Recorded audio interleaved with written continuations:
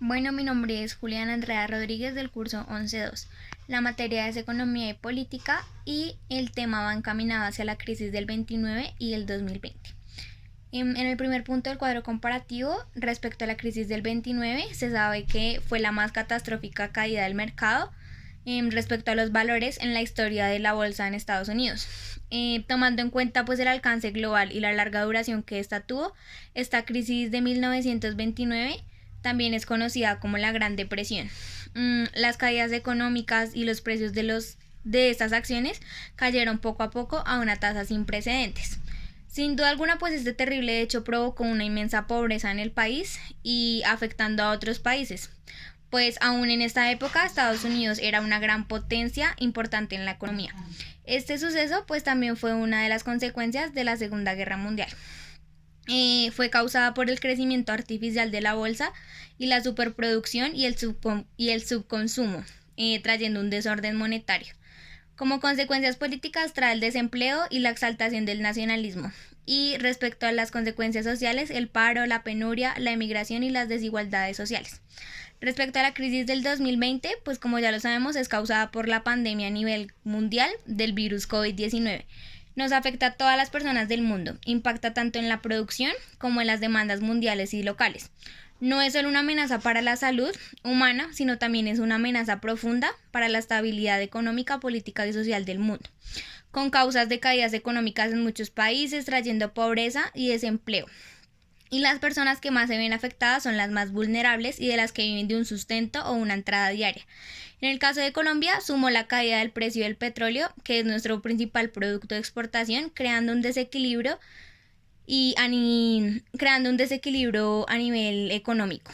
A nivel político se ve afectado porque el gobierno tiene que asumir gastos y ayudas humanitarias para las personas que no están recibiendo entradas económicas y que no tienen ni para el sustento diario.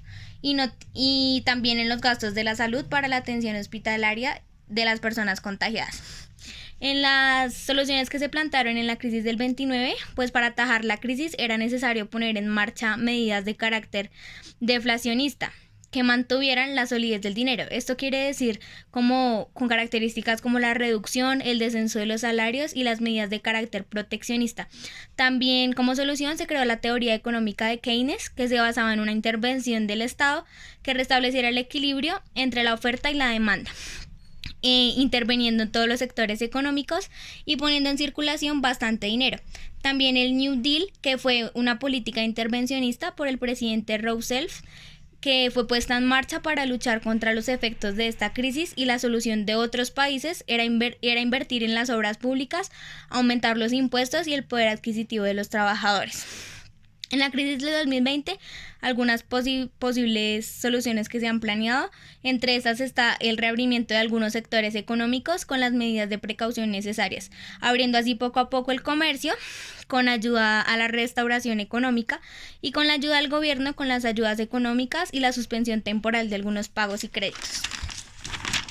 Respecto al punto del escrito de la crisis a nivel global, en mi punto de vista, debido pues al origen, que como ya lo sabemos es la pandemia, yo pienso que el origen era algo que ya estaba planeado por múltiples razones, o sea, como la superpoblación a nivel mundial y también siendo como una estrategia que dan potencias como China para crear crisis económicas a otros países, desestabilizando mucho el comercio en los otros y afectando también a competencias potenciales como lo es Estados Unidos.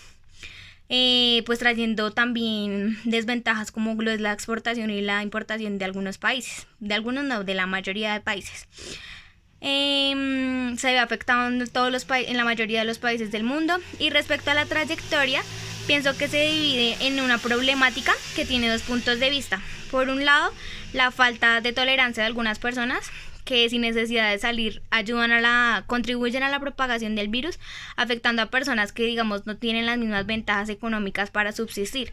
Pienso que es una situación compleja porque pues lo que prima es la salud de las personas, pero no podemos dejar a un lado la economía, no podemos pasar por desapercibido el hecho de que hay muchas personas que viven de un sustento diario, personas de muy bajos recursos que pues son las más vulnerables y que es entendible que tengan que buscar de una u otra manera la forma de buscar pues la forma de subsistir y que estoy de acuerdo en el reabrir de sectores económicos con las medidas necesarias pues para no seguir aumentando las necesidades que se buscan las personas de bajos recursos y que pues por otro lado no podemos tampoco dejar caer el comercio y pienso que el gobierno debería hacer un mejor manejo de las ayudas a las personas que lo necesitan y que toman medidas para no interrumpir las actividades económicas sin exponer la vida de muchas personas.